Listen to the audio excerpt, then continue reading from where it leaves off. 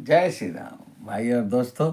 हमारे चैनल राम के शंख को AK गुप्ता को लाइक सब्सक्राइब करें और राम कथा सुने।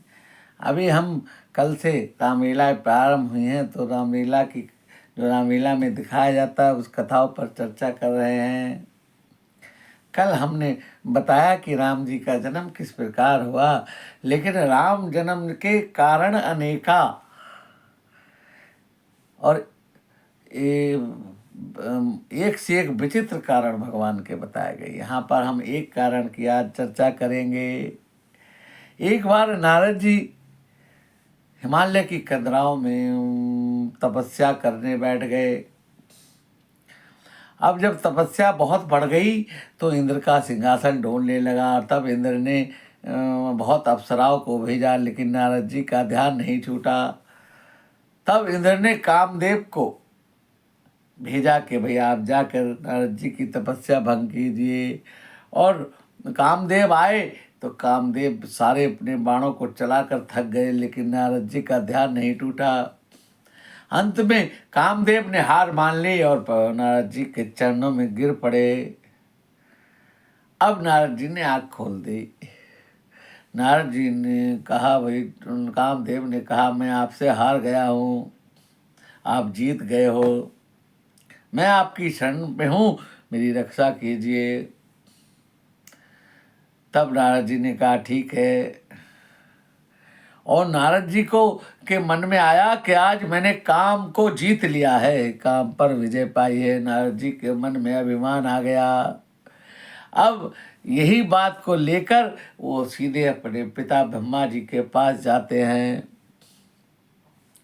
और ब्रह्मा जी से कहते हैं कि पिताजी नारायण नारायण नारायण नारायण। पिताजी कहते हैं बोलो बेटा कैसे आना हुआ। तब नारद जी कहते हैं कि मैंने आज काम को जीता है, जिसको शंकर जी नहीं जीत पाए, जिसको कोई और देवता नहीं जीत पाए, उसको मैंने जीता है। तब ब्रह्मा जी बोले तुमने ये बात मुझे तो बतला दी, लेकिन ये बात नारायण को मत बतलाना। उसके बाद नारद जी वहाँ से चल देते हैं और सीधे शिव जी के पास पहुँचते हैं और उन्हें जाकर बतलाते हैं। शंकर जी भी वही बात कहते हैं कि देखो नारद जी, आपने ये बात मुझे बताई कोई बात नहीं, लेकिन ये बात नारायण को मत बतलाना। नारद जी कहते हैं जरूर बताऊंगा प्रभु आपके से के साथ। नारद जी ने कहा ठीक है नहीं बताऊंगा। मन में कहा जरूर बताऊंगा और सीधे क्षीर सागर पहुंच गए। वहाँ भगवान विष्णु अपनी शेष नाग की सैया पर लेटे हैं और लक्ष्मी जी चरण दबा रही हैं। तब नारद जी पहुँचते हैं। भगवान कहते हैं कि हो प्रभु आपने बड़े दिनों में दया की है और बड़े दिनों बाद मुझे दर्शन दिए हैं। नारद जी कहते हैं भाई हम इधर उधर घूमते रहते हैं, बिजी रहते हैं, हम आ गए इधर से निकल रहे, चलो हमने कहा नारायण जी के दर्शन करके चले। नारायण नारायण आए बैठो आवा भगत की। तब नारायण भगवान को तो सब पता है, सब जानते हैं। वो कहते हैं नारद जी किस कारण से आना हुआ। नारद जी कहते हैं प्रभु आज मैं बहुत खुश हूँ और मैंने आज बहुत बड़ा काम किया है। बोले क्या काम किया है। आज मैंने कामदेव को जीता है। नारद जी भगवान बोले क्या है, कामदेव को जीता। हाँ मैं तपस्या में बैठा हुआ था प्रभु। तब इंद्र ने पहले बहुत सारी अप्सराओं को भेजा, फिर कामदेव को भेजा, और कामदेव जब सारे बाणों को चलाकर थक गया तब वो मेरे चरणों में गिर पड़ा और मैंने उसको जीत लिया। भगवान बोले मेरे भगत के मन में अहंकार आ गया और भगवान ने कहा ठीक है अच्छी बात है, आप तो भाई बहुत शक्तिशाली भी हो और ज्ञानी भी हो, आप किसी को जीत सकते हो, कोई बात नहीं। अब ये बात बताकर थोड़ी देर बैठ कर नारद जी चल दिए। नारायण नारायण। अब जैसे ही नारद जी ने प्रस्थान किया, भगवान विष्णु लक्ष्मी जी को कहते हैं, अपनी माया को कहते हैं कि जरा नारद जी जिस रास्ते से जा रहे हैं वहां पर एक नगर का निर्माण करो और वहां का एक राजा बनाओ, उसकी एक पुत्री बनाओ, उसका स्वयंवर बनाओ। अब साहब लक्ष्मी जी अपनी माया से एक नगर बना देती है। उस नगर का नाम श्रीनगर रखती हैं और वहाँ के राजा का नाम शीलनिधि होता है। उसकी एक कन्या होती है और स्वयंवर लगा हुआ है। सारे राजाओं को बिठा दिया, राजा बैठे हैं। अब बस इंतजार है कि शीलनिधि राजा अपनी कन्या को बुलवाएंगे और वरमाला लेकर वो जिसके गले में डाल देगी, उसके साथ उसका विवाह होगा। अब जब नारद जी उस रास्ते में आगे बढ़ते हैं जिधर जा रहे थे और देखते हैं एक नया नगर आ गया, ये क्या है।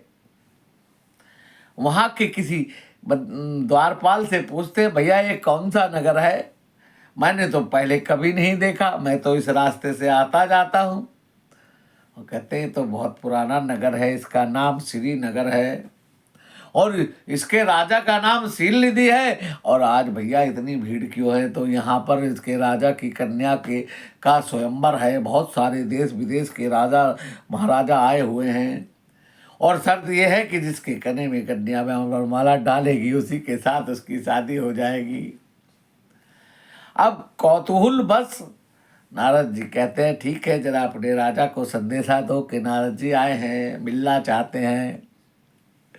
अब संदेशा गया तो शीलनिधि राजा अपने मंत्रियों के साथ द्वार पर आता है और कहता, आइए नारद जी प्रणाम, आइए आइए, आप हमारे भाग्य कि हमारे घर संत पधारे हैं।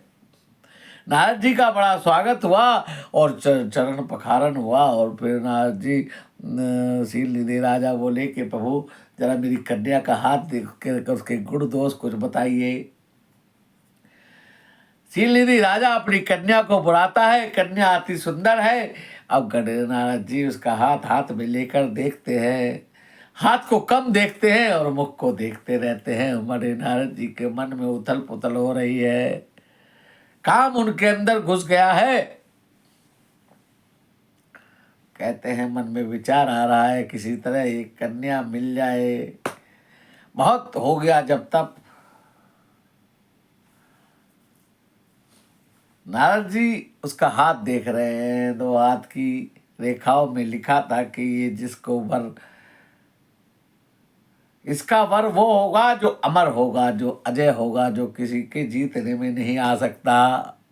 नारद जी ने उल्टा पढ़ लिया। नारद जी ने अपने मन में सोचा और राजा शीलनिधि को बताया कि जो इसका पति होगा वो ये जिसको वरण करेगी वो अजर अमर हो जाएगा, उसको कोई जीत नहीं पाएगा।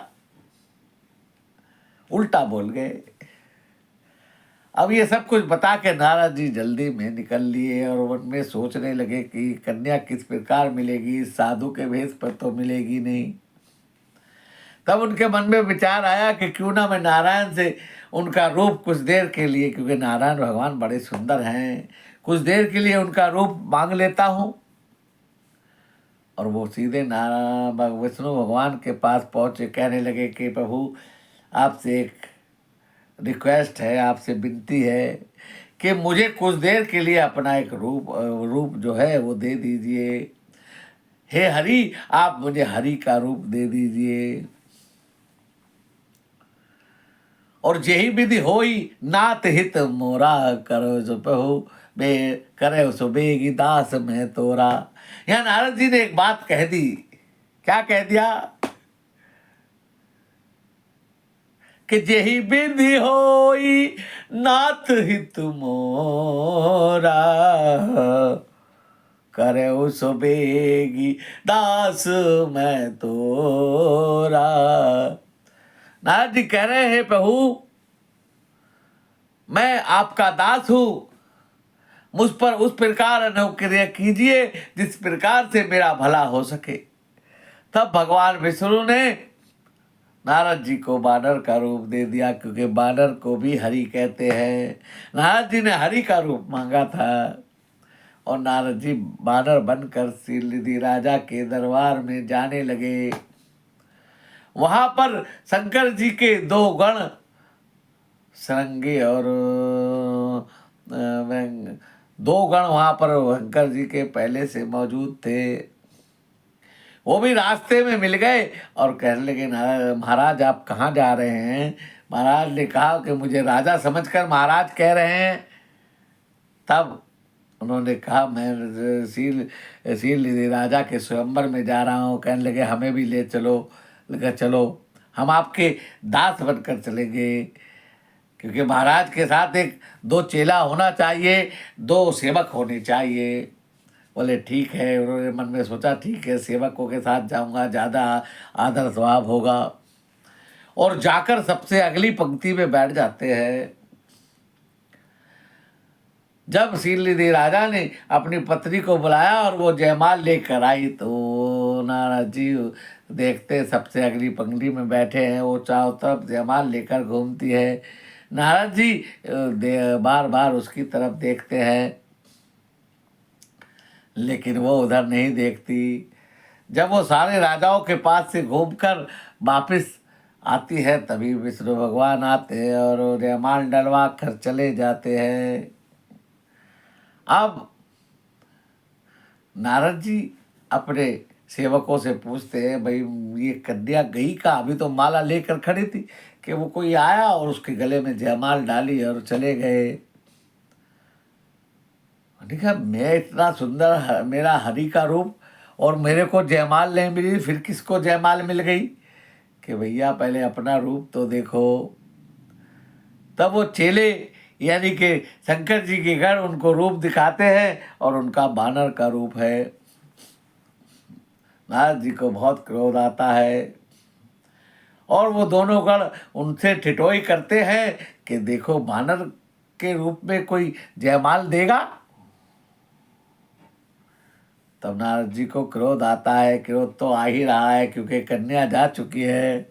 और वो क्रोध इतना बढ़ जाता है कि उन दोनों को वो राक्षस होने का श्राप दे देते हैं।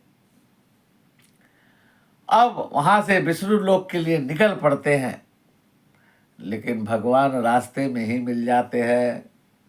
भगवान की एक तरफ लक्ष्मी जी है और एक तरफ विषमोहनी है। नारद जी देखकर आग बबूला हो जाते हैं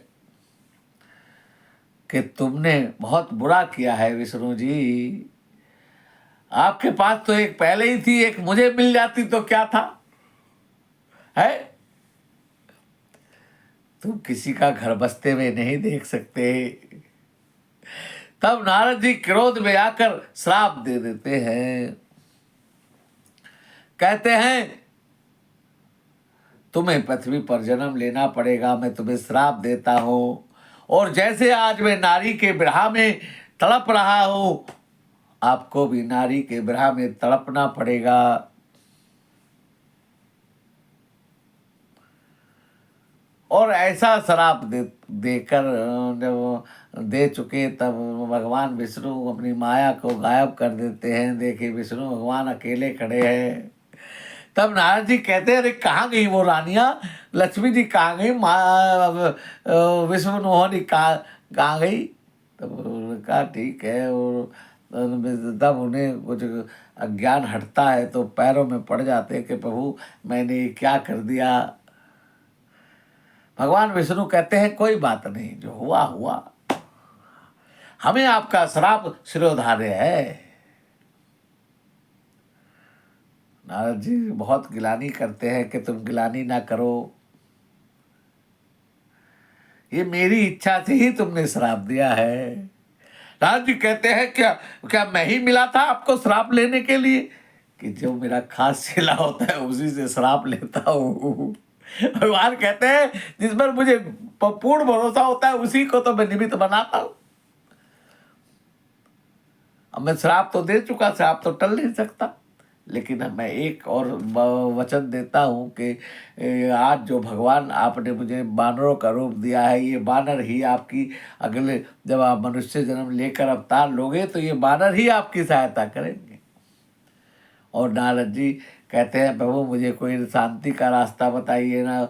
भगवान कहते हैं जाकर खंडराव में जाओ और शंकर जी का नाम का जप करो, सुमिरन करो, आपको शांति मिलेगी। नारद जी चल देते हैं। रास्ते में वो दोनों गण मिलते हैं और वो नारद जी से कहते हैं प्रभु हमारा कुछ रास्ता बताओ, हमें राक्षस बना दिया, अब हम कैसे उद्धार होगा। कि चिंता ना करो, तुम्हें श्राप दिया और विष्णु को भी श्राप देकर आ रहा हूँ, वो भी मनुष्य बनेगा और उन्हीं के हाथों से आप दोनों मारे जाओगे और तुम्हें मुक्ति मिल जाएगी। ये कहकर नारद जी खंडराव में जाकर आराम करते हैं। भाई और दोस्तों, आज की वीडियो लंबी हो गई, क्षमा चाहें। यही आज समाप्त करते हैं, आगे की लीला कल करेंगे। मंगल भवन मंगल हारी, दपोष दशरथ अजर बिहारी। जय श्री राम।